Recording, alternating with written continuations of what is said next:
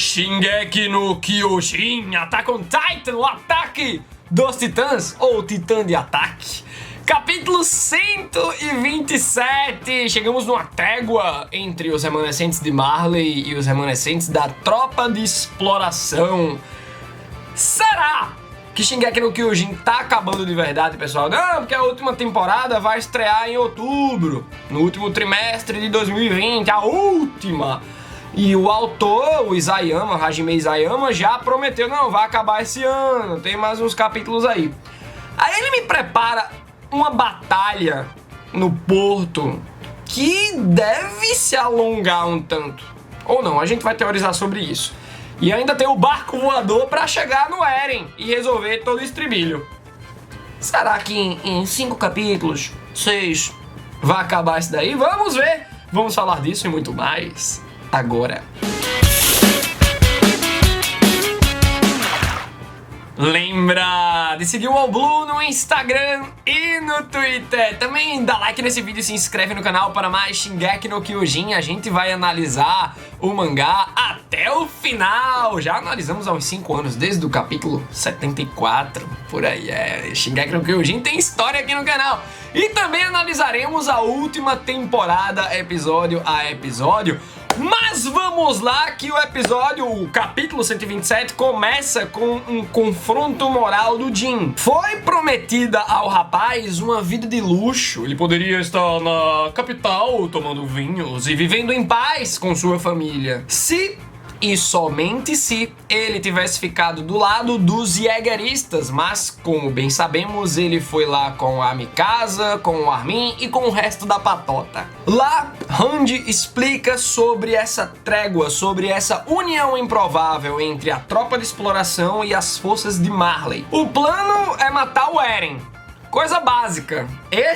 O Eren, que está marchando com um exército de titãs colossais. E vemos que a Mikasa decide ajudar, olha só, isso me surpreendeu. Ela, aparentemente, tá tensa nessa cena? Tá. Mas, ainda assim, a escolha dela é uma baita emancipação daqueles sentimentos que ela nutre pelo irmão. Só que aí o Jin pensa... Tá certo, mas se por um acaso a gente conseguir mesmo parar o Eren, e depois? Parar o Eren é uma tarefa praticamente impossível, mas pensar nessas consequências é importante porque, afinal, logo depois, Marley poderia destruir Paradis. O que leva o Jin a entender a escolha do Eren. Mas entender é diferente de concordar. E a própria Hanji, coloca o Jin em xeque quando ela relembra que o Eren tá marchando com um exército de titãs rumo a um genocídio. Vê só, galera, acompanha meu raciocínio. Shingeki no Kyojin, tomando o nosso mundo como parâmetro, deve se passar aí por volta de 1915, 1920, se a gente for analisar as tecnologias de guerra. Nessa época, 1915, 1920, existiam cerca de 2 bilhões de pessoas no mundo. Agora vamos pegar um outro parâmetro. Paradis, não a ilha inteira, mas a área dentro das muralhas, tem uma extensão territorial de um pouco mais de 723 mil quilômetros, e isso são dados oficiais da obra. Essa área é mais ou menos a área da Turquia, que lá por volta de 1915, 1920, tinha uns 10 milhões de habitantes. Se tu subtrai esses 10 milhões de 2 bilhões, a população total do mundo na época de 1915 e 1920, vai dar, né, 1 bilhão 990 milhões, que é quase 2 bilhões de qualquer maneira. Vocês entendem? O Eren tá se propondo a matar 2 bilhões de pessoas! Lembrando que os nazistas mataram só em Auschwitz 1,3 milhão de pessoas. Eren, sozinho, tá se propondo a fazer 2.000 vezes mais o trabalho dos nazistas, tomando Auschwitz como parâmetro. Eren sozinho 2.000 vezes mais que os nazis. Mas eu ainda acredito, tomando como referência aquela teoria que brotou de mim, sacanagem. Assim, alguns de vocês podem ter tido o mesmo pensamento, outras pessoas na gringa também, mas eu não me baseei em outros pensamentos, isso veio de mim quando eu tava lendo o capítulo 126. Então vamos ver se vocês concordam, né, ou discordam. Vocês lembram que tinha uma pessoa numa janela uma pessoa misteriosa, só o vulto, assim, né? Parecia até assombração. Observando a fuga do Jim, da Randy, etc, né? Isso foi no capítulo 126. Então eu acredito que essa pessoa é o Eren, já que ele transcendeu o tempo e espaço, então ele pode estar em qualquer lugar, qualquer época. E ele ali estava observando a fuga para ver se tudo estava se encaminhando bem, né? Seguindo os pensamentos dele, segundo os planos dele. E de repente o que ele quer provocar é a união entre Marley e Paradis, e a gente tá vendo que a trégua está se estabelecendo nesse capítulo 127, ela se estabelece para juntos, de repente, após esses eventos, chegarem na paz mundial e acabarem com essa história de os demônios de Paradis, sabe? Chegar no entendimento. O Hajime Isayama, não é de hoje, que ele brinca com a gente naquele ganhou, perdeu, ganhou, perdeu, ganhou, perdeu, ganhou! Não, Galvão Bueno narrando a prova de natação do Michael Phelps. Isso é o Hajime Isayama trabalhando os nossos sentimentos para com o Eren Yeager. Então parece que cravou definitivo. Ele é um extremo fela da gaita, um fela da mãe. Porque ele tá querendo cometer um genocídio. Mas talvez seja o perdeu. Ganhou! E o que é que vai ser o ganhou? É justamente o Eren se sacrificando por um bem maior. Ele não tá com a pretensão de matar 2 bilhões de pessoas. Ele só tá, ó, esperando a galera chegar unida, os remanescentes de Marley e da tropa de exploração, porque ele viu no futuro que isso causaria a paz mundial. E vamos lá pro acampamento. Que cena icônica, hein, galera? Essa é uma das cenas mais importantes de Shingeki no Kyojin. Essa fogueira, esse caldo, esse sopão que a Randy tá fazendo pra todo mundo. Galera se alimentando. Tá um climão, mas a galera tá unida, velho. Estão lá, né, os remanescentes de Marley, os remanescentes da tropa de exploração, a Helena e o Olangobo. O Olangobo nem teve tanta participação nesse capítulo. Aí, é claro, né, vai rolar lavagem de roupa. Começa com o Magath. Eu primeiro! Que bicho imbecil, velho. Não, porque o povo de Paradis, né, pelo menos vocês, adquiriram finalmente um senso de justiça. Meus amigos, o Jim falou por mim nessa cena, velho. Porque quem é tu, fela da mãe, pra falar de justiça que tu e a galera de Marley ficava mandando os titãs tabacudo pra caçar a gente aqui? Aí chega o Magath de novo, velho. Não, porque as teorias estavam certas. O povo aqui de Paradis realmente são os demônios, porque... olha só o que o Eren está fazendo agora. Sim, meu irmão, mas foram vocês que provocaram esse cenário. Os caras plantam a semente e depois não querem colher bosta. Mas só pra ressaltar, galera, de novo e novamente, já falei nesse vídeo e vou falar de novo, dá pra gente entender as escolhas do Eren, caso seja realmente genocídio. Lembrando que estamos com aquela teoria que ele pode estar se sacrificando para unir os povos e chegar na paz mundial. Mas vamos lá pensar que realmente o Eren é o grande vilão, vai cometer um genocídio de 2 bilhões de pessoas.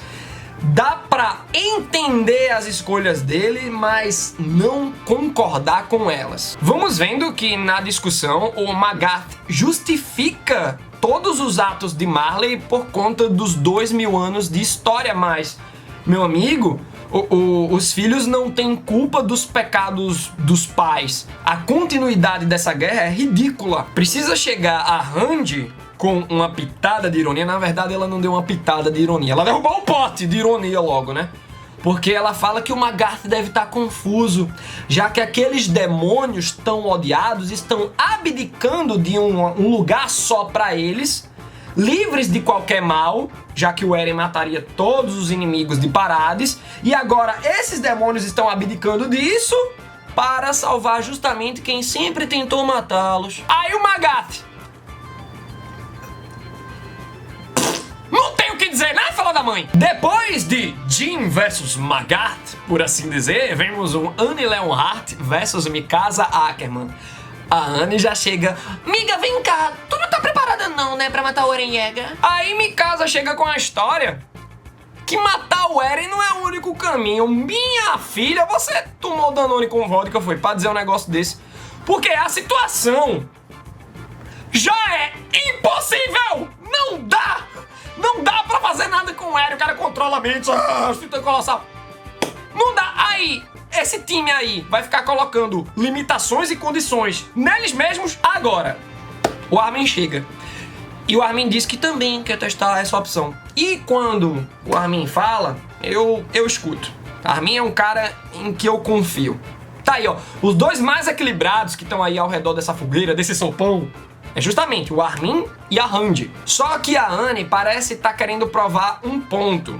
Se o Eren não ceder, parece que o Armin e a Mikasa não sabem muito bem o que fazer, e isso poderia levar ao cenário dos remanescentes da tropa de exploração, tipo a Randy, o Armin, a Mikasa, o Kono, etc., irem contra o povo de Marley. E aí é morte certa pra galera de Marley. Então, por que ajudaríamos em primeiro lugar? Aí as duas vão se provocando.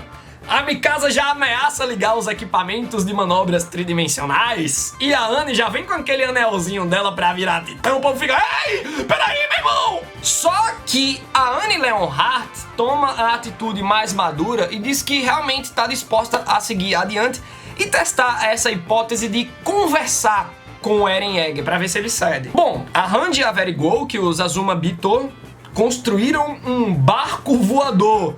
Vulgo, deixa-me ver, é avião que a gente chama, né? E aí eles podem usar esse veículo para se aproximarem do Eren Yeager. Mas pra onde ele tá indo? Talvez a Helena possa nos dar uma dica ou não, porque a mulher quer mais é que Marleyano se exploda. Descobrimos através de Pique que a Helena forjou a sua própria história, aquela de que ela veio de um país pequenininho e tal, anexo. Não, ela é marleiana. E a Helena viu, meus amigos, essa mulher não presta não, velho. Que ela vai colocando os sentimentos de todo mundo em xeque. Ela vai provocando o povo, né? Relembrando as desgraças que cada um cometeu com os outros. O momento é tenso demais, velho. E a Helena vai numa crescente, né? Ela chega na morte de Sasha, e isso mexeu muito com o fandom. Eu fiquei, não! A gente até ficou odiando a Gabi por um tempo, né? Eu não fiquei odiando a menina, não, porque ela é uma vítima da lavagem cerebral de Marley. Mas enfim. E aí, vai nessa crescente, toca no assunto da Sasha, aí ela chega no ponto, ó, no marco. Porque é o seguinte, a Sasha todo mundo viu como morreu, a Gabi e tal. E aí todo mundo sabe das circunstâncias. Mas o marco, até esse capítulo 127, era um mistério para o Jin, por exemplo. O Reiner que revela, e foi bem prudente. Ele poderia ter omitido algumas partes para suavizar, mas é importante ele ter falado a verdade, porque se eles estão numa aliança que já começa com as desconfianças, né, inerentes dessa grande guerra que acontece há 2000 anos. Então eles precisam falar a verdade durante essa trégua nesse capítulo 127.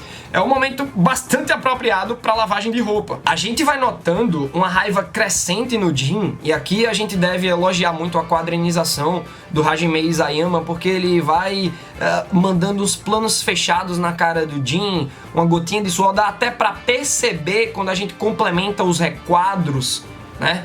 Que o Jin tá com o lábio tremendo, que ele tá meio que olhando num ponto vazio para não olhar nos olhos do rei, né? Porque ele pode se descontrolar. E o Jin reflete sobre as últimas palavras do Marco reveladas pelo rei, né? Que são 2 pontos.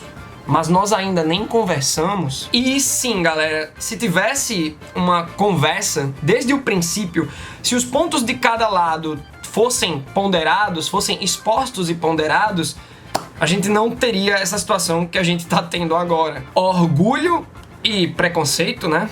Parafraseando aí o título do livro de Jane Austen, um livro excelente, diga-se de passagem.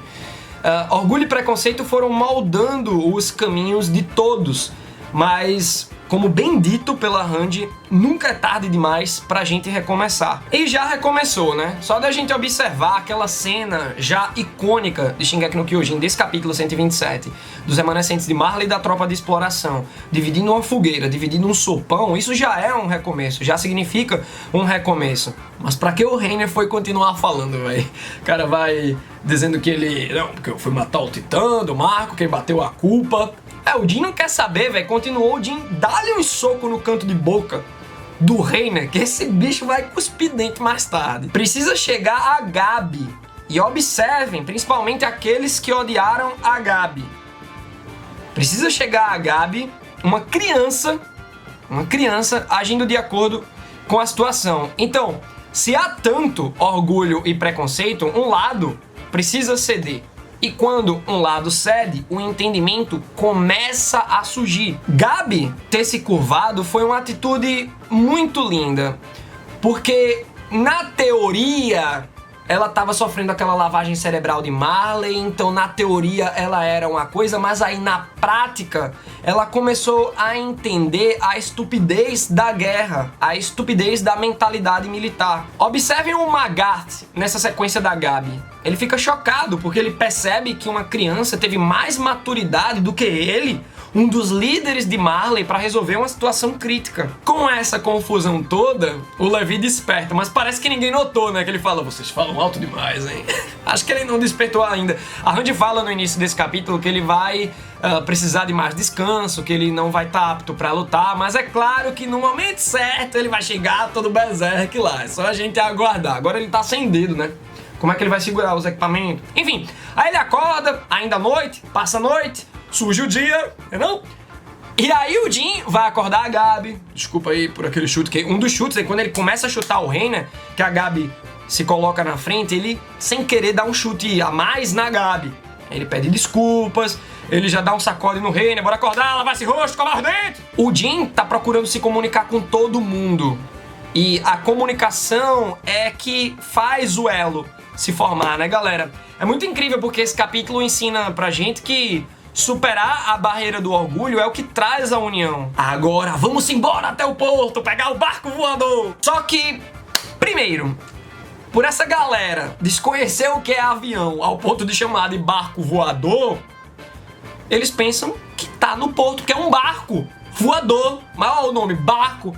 Ah, então vamos pro porto. Mas não tá aí, velho. Deve estar em outro lugar. Acredito que é ali por perto, mas não no porto. E segundo, o porto tá lotado de gente da facção jägerista com tudo que é equipamento disponível pra uma batalha feroz, velho. Tem equipamento tridimensional, tem lança-trovão. A facção Jäger controlando tudo, meu Deus. Ó, mais uma vez, quando eu vi o Flock ali naquela última cena, que vontade de dar-lhe um murro naquela cara. E aí eu volto, galera, com aquela ponderação, aquele questionamento do começo do vídeo, do pré-vinheta. Shingeki no Kyojin tá perto de acabar mesmo?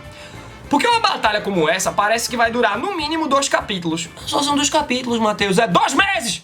Falando em Shingeki no Kyojin, porque sai capítulo mensal dessa obra apenas. Eu acho que essa batalha pode ser encurtada e só pegar aí o capítulo 128, quando a galera perceber que barco voador é avião e tá em outro lugar. Aí eles vão parar de engajar no combate e opa, vamos para outro lugar. Então a batalha vai se transformar em fuga. E aí eles acham um avião e vai ter aquele momento deles levantando o voo e o povo atirando e eles... Agora, a Helena não conseguiu dar dicas sobre o destino, o primeiro destino, do Eren Yeager.